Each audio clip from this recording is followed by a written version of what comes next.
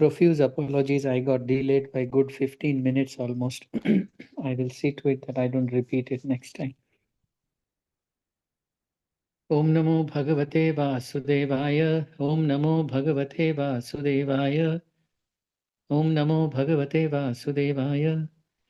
First, we will recite all the 26 verses today, as in their translation, and then we will try to look at the purport. Translation for the verse number 47. You have a right to perform your prescribed duty, but you are not entitled to the fruits of action. Never consider yourself the cause of the results of your activities, and never be attached to not doing your duty. Next. Perform your duty equipoised, O Arjun, abandoning all attachment to success or failure. Such equanimity is called yoga. O Dhananjay, keep all abominable activities far distant by devotional service, and in that consciousness surrender unto the Lord. Those who want to enjoy the fruits of their work are misers. A man engaged in devotional service rids himself of both good and bad reaction, even in this life. Therefore, strive for yoga, which is the art of all work. I think we can here give a pause, because this is the gist of Buddhi Yoga, which Krishna now described. It is also described as Krishna conscious activities or action in Krishna consciousness. So there's some cultural, what would be the right term for that?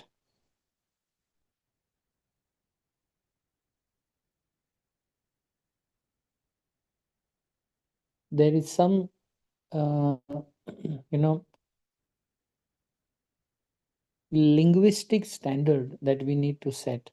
Linguistic in the sense language wise, that here Krishna uses the term Buddhi Yoga, and Srila Prabhupada translates it as action in Krishna consciousness. This is going to be slightly subtle and therefore difficult to understand. Buddhi Yoga and action in Krishna consciousness are absolutely synonymous. Connecting soul with super soul by the application of intelligence is how one understands Buddhi Yoga. I repeat, connecting soul with super soul with the help of one's intelligence is called Buddhi Yoga. But Srila Prabhupada says action in Krishna consciousness. That means do not perform an activity for one's own enjoyment. Perform it for the pleasure of the Lord. Perform it the consciousness in which Krishna himself does something. Then it will be termed as action in Krishna consciousness. Stick to this. This is difficult to understand, but once you understand, you will feel very relieved. Buddhi Yoga, I explained, as traditionally we understand. But the Prabhupada says Buddhi Yoga is synonymous to action in Krishna consciousness. Why does he say that? We will arrive at that inference. So hang in there and let's make attempts. When Kripana Falahitavaha, which means miserly people, work for enjoyment of their senses, as you can see here, this definition. Those who want to enjoy the fruits of their work are misers. And this, from this Kripan word comes another word related with this, is called Karpanya Dosho Aprahata Swabhava. So miserliness Kripanata is Karpanya. And the Lord, in one sense, is indirectly expressing his choices now. People who he likes and people who he does not like. He's not saying it directly, but he's expressing. He's not saying I don't like such people, but he's saying those who work to enjoy their own senses are misers, which naturally has only one possible interpretation, that Krishna doesn't like misers. Now, why am I putting so much emphasis on this part? From here, you will understand that as long as the consciousness is situated to enjoy the senses, as long as that will be there, it cannot be Buddhi Yoga. It just cannot be.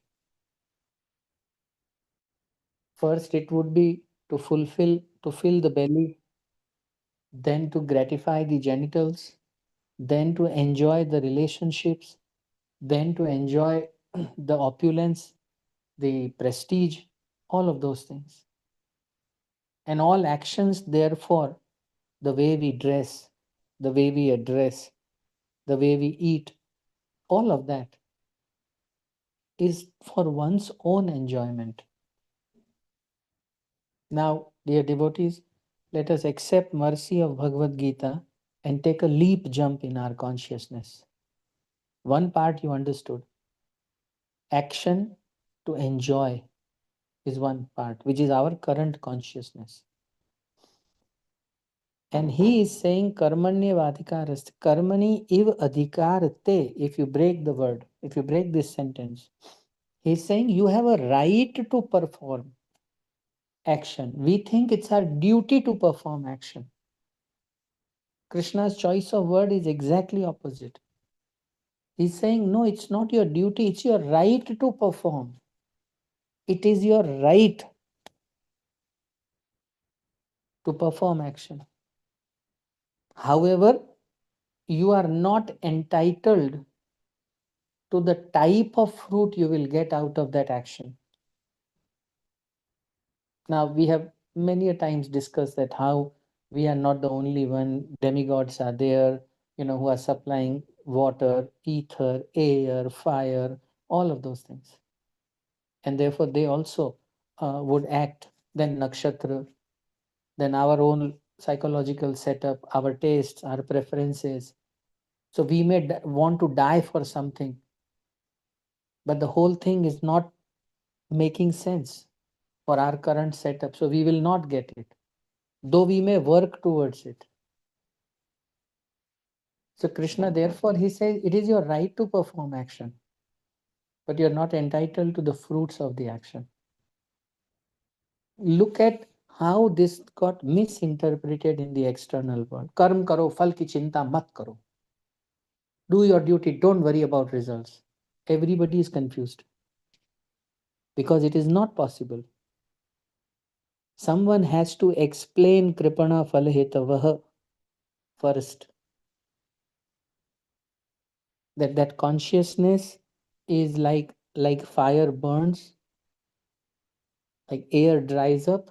Exactly in the same way, self-obsessed people will continue to be miser. And those people cannot have that intelligence, that buddhi. Which buddhi? Wherein they can work without thinking about the output. Because working is their right. And then Krishna then says, don't be attached to not working. Big thing, very big thing. Most of us, you think I'm going to office, but we know that we can do much better. But because we are attached to not working, therefore we do not get success in utilizing our full potential. That's why it is said we are using only 2% of our brain, 5% of our brain, 0.22% of whatever. Because we are attached to not working. And the Lord warns about it. He is saying that never be attached to not doing your duty. Never be. Also, oh, I did this because of that, that did not happen. Here he's saying never consider yourself the cause of the results of your activities. Dear devotees, that leap jump hasn't come yet. Now you superimpose or retrofit, whichever way you understand it better, the second model, that all right, let me give up this miserly nature and let me do an activity for the sake of the Lord. So I picked up an activity called book distribution. Doing book distribution is my right. But if I go out and no one purchases, then I should not consider myself the cause of they not purchasing. Why? Their interest levels are different, their inclinations are different. Sometimes they might not want to purchase it from a male, they might want to purchase it from a female. Sometimes they might want to purchase it from a child because they find a child innocent. Then why are you thinking that you are the cause that they are not purchasing? You are not the cause. So you step out to do book distribution. Whether they take or they do not take, now do not miss what I'm saying. If the Lord grants mercy, then we will understand. Here, now this is very, very, sensitive terrain in which you are currently standing, where you have understood miserly consciousness, where you have moved away from this consciousness, and now you are trying to do something in Krishna consciousness. Srila Prabhupada likes book distribution, and Krishna likes Srila Prabhupada. And Srila Prabhupada likes to propagate the message of Krishna consciousness. So, therefore, we should do book distribution. With this thought in mind, you step out. And you can't distribute even a single book. Now, here, you must understand the two directions given. One is you are not entitled to the fruits of action.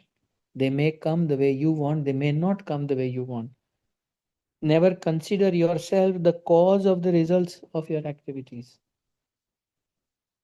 You couldn't do book distribution successfully. Now you're cursing yourself. How to make it happen? That planning is also action. But when you don't succeed, then many factors are there, as they say, outside the circle of your influence. And then the Lord says, don't be attached to not distributing books, which means we should be attached to book distribution. This is, therefore, look at how Srila Prabhupada thinks. Therefore, he defined the Buddhi Yoga as action in Krishna consciousness. That is how all of us need to understand that, oh, okay, with miserly nature, I will invariably think of the results. I'm giving this class, none of you understand, then I need to plan better. Look at other ways. But I must understand that I'm not doing it for them alone. I'm doing it for the pleasure of Guru Parampara and the Lord. And even if you preach to walls, Krishna is happy. He doesn't care you get this so-called material success or not. Suppose here I am and I'm preaching and many people are getting inspired, and then I go to America, and then Americans don't like, wheatish skin. They don't like brown people. Now I go and I attempt and I don't get success there. How can I say it is because of me that the success is not coming? Never consider yourself the cause of the result of action. It's not because of you. It's a different piece of land. They have different priorities, different mental makeup, different emotional makeup. So why are you going heavy on yourself? So one has to, therefore, this is the summary of the 4 verses together, that you replace Krapana Falahetava, this miserly nature, with Krishna consciousness and apply all the 3 parameters which are there, and you will actually attain Buddhi Yoga. Now I am extending action in Krishna consciousness to other domains of practical life. This way you will understand it better. For a household, Mataji, keeping the house clean is because the Lord stays here. With that consciousness, when you keep your room clean, that is action in Krishna consciousness. Then all of a sudden storm hits and there's dust all around. And then you go heavy on yourself. और मर गए, ये सब अभी तो करके रही थी और अभी ये फिर से हो गया. Never consider yourself the cause of result of your activities. What can you do? Why are you going heavy on yourself? This is outside your circle of influence. Make peace with it. That was duty for the pleasure of the Lord. And when you did it, the Lord became happy. Not when you succeeded. No, when you did it. And therefore, the next term which is used is Yoga Karmasu Kaushalam. Mataji, can you scroll down and take to that one? Look at the verse 50th last line. So Krishna is saying, a man engaged in devotional service. The Sanskrit word doesn't say that. The Sanskrit word says Buddhi Yukto. Prabhupada is translating as a man engaged in devotional service. Because one who has real intelligence will perform devotional service. So Buddhi Yukto has been translated as a man engaged in devotional service. Rids himself of both good and bad reactions. He doesn't care for either. There are young children in the house. You every morning do the cleaning business. But then the kids are not in your control. And the room may go dirty. But if you allow yourself to get carried away and curse yourself and all of that, then you're not understanding. So what is he saying? He is saying, therefore, strive for yoga. Tasmad yogaya yujyasva. Tasmad means therefore. Yogaya for yoga. Yujyasva means keep attempting. Try. What is this? This line is very deep. Yoga karmasu kaushalam. The genuine technique of performing an action. That technique is the name of the game. Now my question is, what is that technique? I have explained. What is that technique? Karmasu kaushalam, yoga karmasu kaushalam. 2 people doing one activity. One is situated in yoga, another person is not situated in yoga. What is the difference? Anyone would like to attempt? Should I try, Prabhuji? Yeah, try, mother, please. If that person, suppose the example is book distribution. So one person has gone out for book distribution and book, no one has taken even a single book. He's not disturbed. And someday he goes and so many people have taken books. He's not very happy. He's equipoised. And another person, if somebody has taken books, he's very happy. Wow, so many books have gone. If nobody has taken, no, he's very sad. I think this is the difference between two people. One is in uh, situated himself in yoga, and another is not. Yes, Mataji. So that's perfect. That such equipoised approach is called yoga. Starting today, now you will have no confusion about yoga class. Yoga class. Where are you going? I'm going for yoga class. That's a misnomer. That's not the correct understanding. Now the interpretation of yoga class is exercise, pranayam. Here he is saying such equanimity is called yoga, where you do not care what output you got. Just give me one moment, please.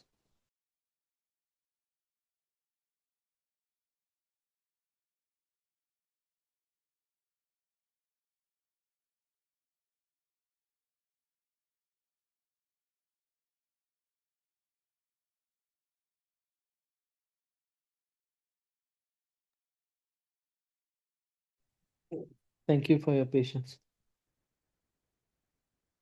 So, such equanimity, O Dhananjay, keep all abominable activities far distant by devotional service, and in that consciousness, surrender unto the Lord. Those who want Yehovah, then a man engaged himself both good and bad reactions. Next. So, Yoga Karma Sukhaushalam. What is the takeaway for each one of us? Please listen to this very carefully. Starting today, not for all activities, you will go crazy, but at least for one activity an hour, one activity, you put this technique. Did I perform yoga or not? Suppose you're going to the office and your boss asked you for a report. You prepared the report, and the report, as per you, is accurate. And you instantly you'll get, oh, boss will be happy. You all of a sudden, in order to please that boss, will get up hastily, get the printouts, staple it, put it in the folder, and you will rush towards the cabin of the boss. Then Yog Karmasu Kaushalam did not happen. You understood? It didn't happen. So then, when will it happen?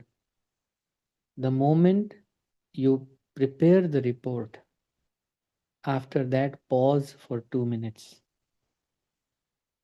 and just say, my dear Lord, on the basis of all the possible samskaras of previous lifetimes and subsequent abilities that I could generate, I have created this report. My dear Lord, this report is like a rose flower, and I am offering this rose at your divine lotus feet because this report is yours. I'm doing it because you like it. Therefore, I'm doing. Now, this boss may find faults in it or he may appreciate it. I don't care. For me, the service has already happened. Now you take that report and go to the boss. He may say, okay, make these 3 changes, send it again. Fine. Come back, make 3 changes, say, my dear Lord, again offer to you. And then send it to him.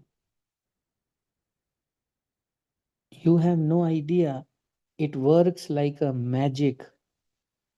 Just one activity an hour, you add Krishna in it. That is precisely yoga. You have to offer it. You don't have to do for your promotion, for your increment. Then Krishna becomes your partner. He becomes Bhoktaram Yajna Tapasam. This is the yajna you are performing. Krishna is the enjoyer of that yajna. This is called office yajna. And the same thing is true for what you call, for your household work as well. Same thing is true for your temple work also.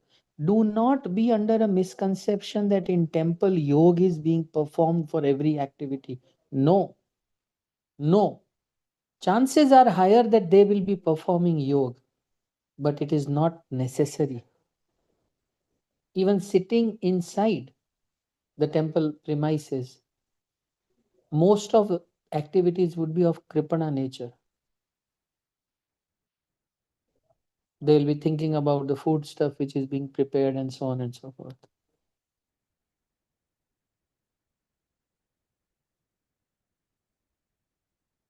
So that is, I'm so sorry for the disturbance. That is how yoga karmasu kaushalam takes place. And such equanimity is called yoga, where you are not bothered about what output would come. I want to check with all of you who are listening to this class, is this concept very clear? Then I move to the next. Please raise your hands. If it is clear, please raise your hands. Anish Prabhu, Archana Mataji, Chidambar Prabhu, Ram Kamlesh Prabhu, Ranjan Prabhu, Sir, Savita Mataji. few more examples if you can give Yeah. us. Sure, Archana Mataji. Thank you, sir. Now, yeah.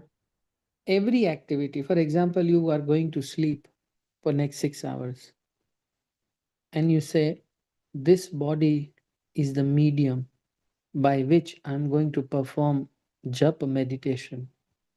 This body is the medium by which I can do deity worship. This body is the medium by which I can cook for Krishna. And this body deserves sufficient rest so that it can wake up to serve Krishna. Now your sleeping is also yoga. You're cleaning the house because the Lord resides there is also yoga. You're taking bath because you have to go in front of the deities is also yoga. And you are meeting people who are of similar nature, like-minded people. That is also yoga because you want to know Krishna more. So all these activities, karmasu, kaushalam means integrate Krishna and then perform the activity. Integrate Krishna and then perform the activity. And you will see all around you a lot of light and a lot of light-heartedness as well. Why? Because now you don't do things for your enjoyment. Initially, it will be frustrating, remember, because we are habituated to do things for ourselves. Sometimes when you do very nice service, like I try to do this, I use this technique. I would say, my dear Lord, I am so fallen that if I have done some good service for you today, tomorrow I might ask for a reciprocation. मैंने आपके लिए उस दिन वो किया था, तो अब आप मेरे लिए ये करो. So sometimes I pray to the Lord that I give you the freedom, my dear Lord. Even if I ask, this is yours, so never give it back to me. You keep it. Like we give the gift, we can't take the gift back. We may expect the friend to give us a return gift. That's a separate thing. So, Archana Mataji, are these examples of some help or you need some more examples? No, now it is clear. Thank you, sir. Okay. Now we will move to next set of verses. Yeah. Mataji, kindly scroll down. Yeah. By thus engaging in devotional service to the Lord, great sages or devotees free themselves from the results of work in the material world. In this way, they become free from the cycle of birth and death and attain the state beyond all miseries by going back to Godhead. So, what is the result of if you start giving that flower at the lotus feet of the Lord in the form of every report that you prepare, every presentation that you prepare, anything, any note that you draft, then there will be no reaction. Let me give you an example. You prepared the note, you worked really hard, the boss shouted at you, you came out, and you are very clear you never did it for him.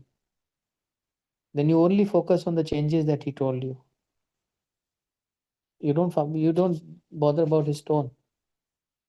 Then what happens? Then there is no new karma. Otherwise, you will say, one day I will teach him a lesson. Now the new karma begins. Either you will have to teach him in this life or next life, but new karma has begun.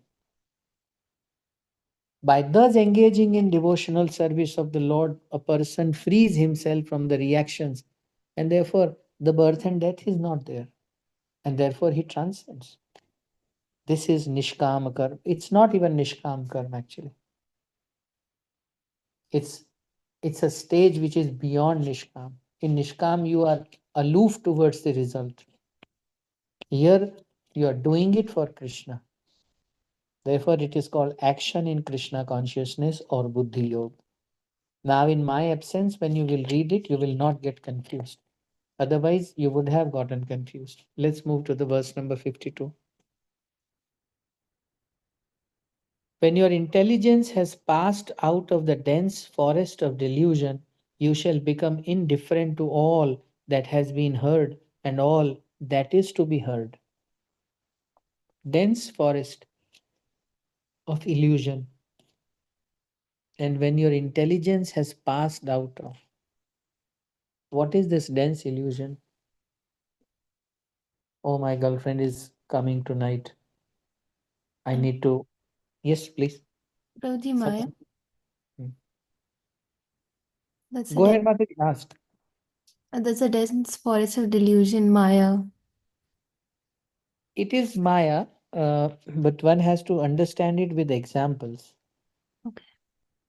That when intelligence, suppose for example, you're waiting for the girlfriend, to come, and you're dressed yourself very nicely, and you're waiting for her, and she does not turn up. Because Kribana Phal Hetava thing was there. On the other hand, a person is waiting for someone to come for some work whose result he will be offering to the Lord. Now, his intelligence would be, even if that the person doesn't turn up, he will say, fine, I attempted. Krishna will look at my attempt. Saying this, he will be comfortable. So he will not be delusional because his intelligence has passed out of the dense forest. Dense forest, why dense? Because multiple desires. And one has to become aloof, not that I look at it, then I reject, then I look at it, then I reject. No, aloof. When your intelligence has passed out of the dense forest of delusion, you should become indifferent in all that has been heard and all that. Oh, go there, man, the ice cream is just too good. Aloof. Never go there, there are too many ghosts in that haunted house. Aloof. Whatever is to be heard, aloof. Because the intelligence is situated in the self. I'm not doing anything for myself. I'm doing everything for Krishna's pleasure. Then that person doesn't become bewildered. Let's move to the next one.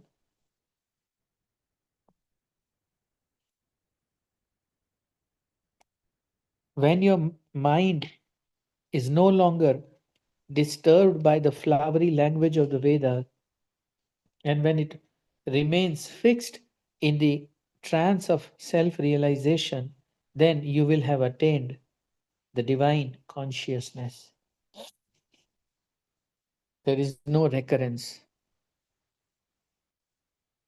Mind is no longer disturbed by the flowery language of Vedas. What does that mean? Perform this Vajpayee Yajna and get this benefit. Perform this Havan and get this benefit. Get, more age, better looks, better family, all of that. No, the mind doesn't get disturbed because I'm no longer a Krapan. I'm not a Krapan anymore. So therefore, the mind is not going to get disturbed. And when it remains fixed in the trance of self-realization, because you are not dependent for your pleasure on external activities, then you will have attained the divine consciousness, which means do not play with the outside desires, because then your dependence of happiness will be on that.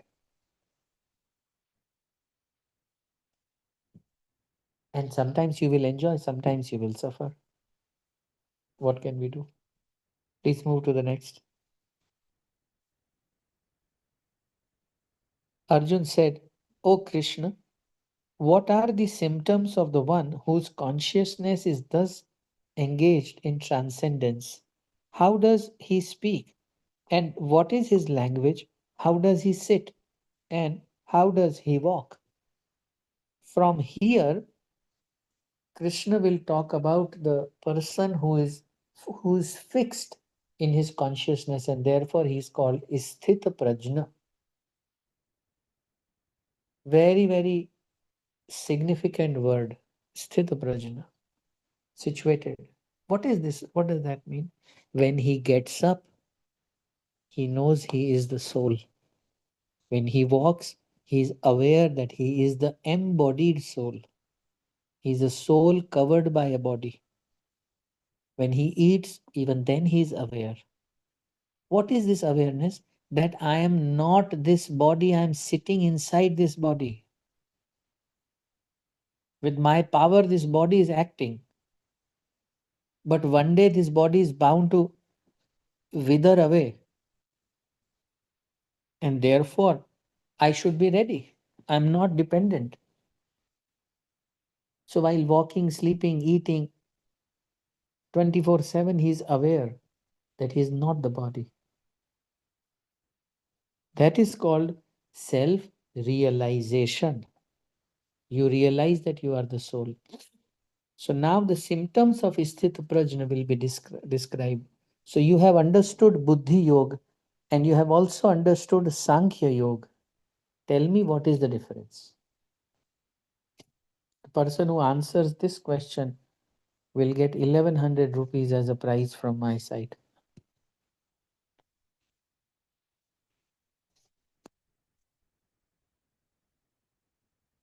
You have understood Buddhi Yoga and you have also understood Sankhya Yoga. How are they different?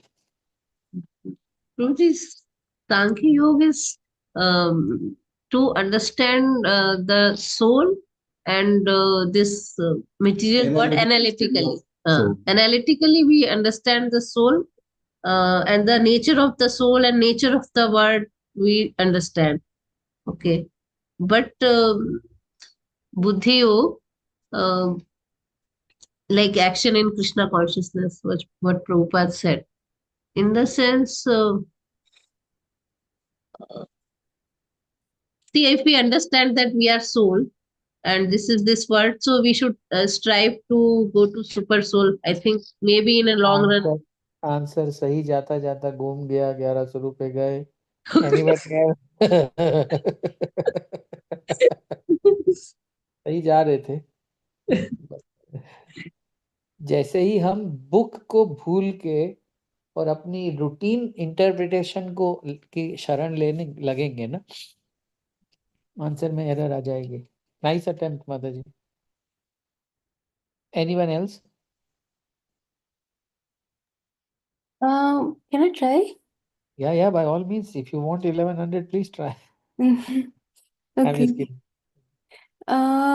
So what I have understood is that Sankhya yoga is when you realize that this material world is temporary, and Buddhi yoga is when you try वो जो when your entire aim becomes to वो ब्रह्म ज्योति जो है उसमें लीन होना, to become part of the God himself, not God himself, मतलब उस ब्रह्म ज्योति में लीन हो जाना. Okay. Anyone else wishes to try? Krishna Prabhuji, pranams. Can Pranam I try? Mataji. Yeah, by all means attempt. Prabhuji, Sankhya Yoga is, as Mataji told, it's an analytical understanding of the soul, super soul, and the relationship between them. And Buddhi Yoga is action in Krishna consciousness, like whatever action we do, suppose I'm cooking, so I should not be thinking ki, oh, people will like this dish. I will be thinking ki Krishna will be pleased that I'm doing my prescribed duties. So I will cook and eat. If they like it, I'll not be overjoyed. And if they don't like it or leave it, I'll not be frustrated. Because my ultimate thought process was that Krishna understood that I did it in good faith as a prescribed duty. So he'll be pleased ultimately. That is Buddhi Yoga. So, yes, Ravi. Please, Mataji. Buddhi Yoga explanation is exactly how we had discussed. But Sankhya Yoga, I would request you to elaborate a little more.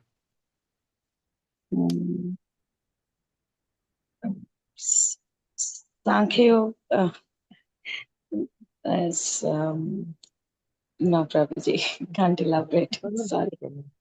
No problem.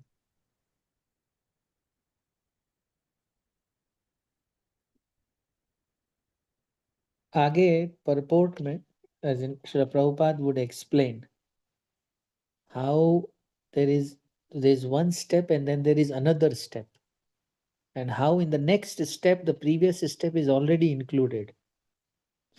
So when you perform action in Krishna consciousness, then also you don't come back. When you don't perform any action at all and only meditate on the ephemeral, short-lived nature, then also you don't come back. So we will go through the symptoms of Isthita Prajna to better understand, and then we'll look for Srila Prabhupada's purport where he will give a simile. A simile is he will just give a comparison that this is like this, then this is like this. And then, as Lord himself would say, those who are bala, bacche jo hain, not like kids, those who think that these two are different is actually thinking incorrectly, because he is not very mature. If any one of these two is performed with proper intelligence, then the result is same. So we'll go to that part. Next, please. The Supreme Personality of Godhead said, O Partha, when a man gives up all varieties of desire for sense gratification, which arise from material mental concoction, and when his mind, thus purified, finds satisfaction in the self alone, then he is said to be in pure transcendental consciousness. What is he giving up? Is he giving up sense gratification, or is he giving up desire for sense gratification? So here it is specifically written, he is giving up the desire for sense gratification. And from where does it come? Which arise from mental concoction.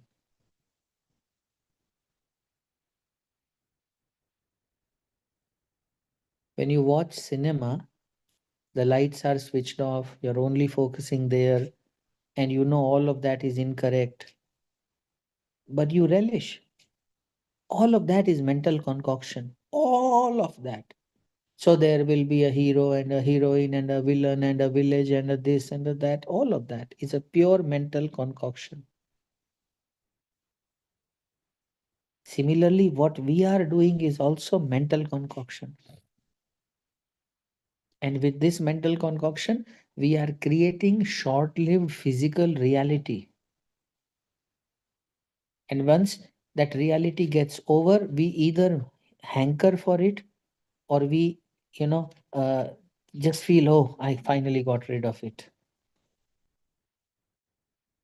The dangerous thing. So therefore, a sthita prajna person, is of that nature that he gives up, and then he attains transcendental pure consciousness. He's into that. So I am kind of super duper tired today. So I had put a message that this will be the last class on chapter 2, but I promise that the next one would be the last class. Can I request for one small homework? Next time, please finish all the purports till verse number 55, so that we can start from 56. Today I have not covered the purport part, because there was no time. I hope it is all right with all of you. Next Prabhuji, week, proper. Yes, Prabhu. Prabhuji, sorry, Hare Krishna, Prabhuji, one basic doubt. Yes. Previously it was told desire for sense gratification is given up, but what about the sense gratification itself, Prabhuji? Like, for example, let When us there say, is no power, then there oh, is no fan running. okay, When there is no electricity, okay, nothing will happen. You but get, when there is no desire, huh, there is desire, but the desire is to gratify the senses of the Lord. okay, okay. But There is desire. but Prabhuji, like whenever we are having the food, does it mean that we are not supposed to enjoy the food? Let's say I'm having a rasgulla or let's say chapati. Is it that I'm not supposed to enjoy the food, Prabhuji? Right now, there is a missing link of chanting, Okay, because of which it is not getting clear. okay, Prabhuji. When you don't have to leave something when you have a desire of it. Please Okay, understand. It has to happen to you. For okay, example, you are suffering from jaundice, and okay, you go and you want to drink sugarcane juice. The moment you will drink it, it will taste very bitter. okay, But if you keep on drinking, your jaundice will be gone, and now your taste will come back.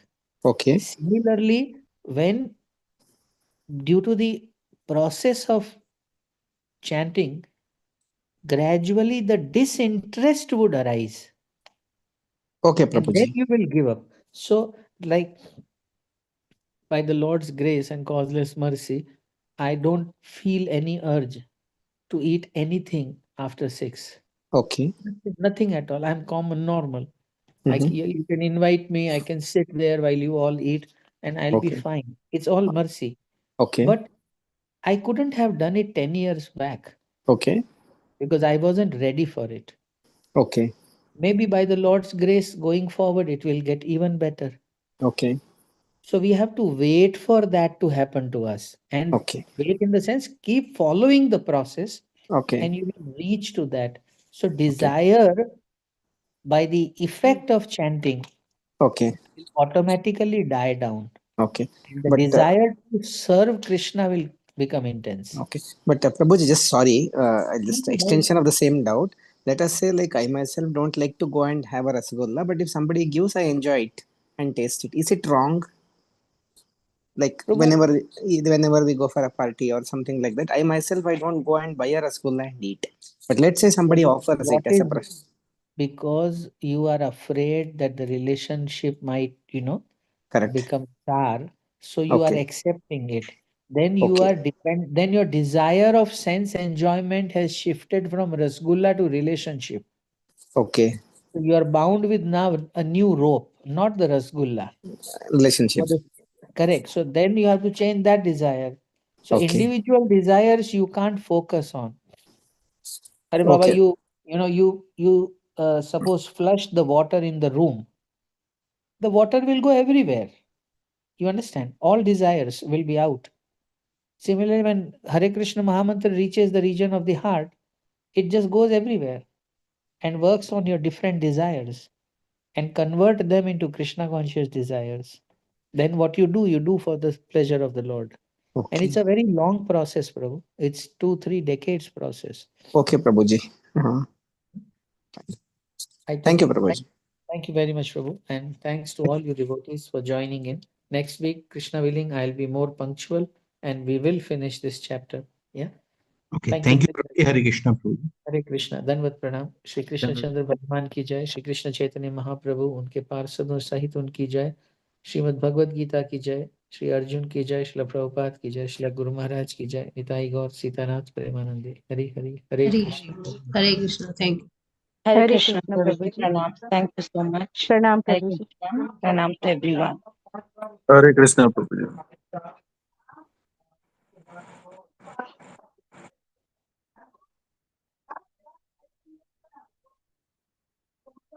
Hare Krishna. Pranvi, Hare Krishna. She left. Take your one.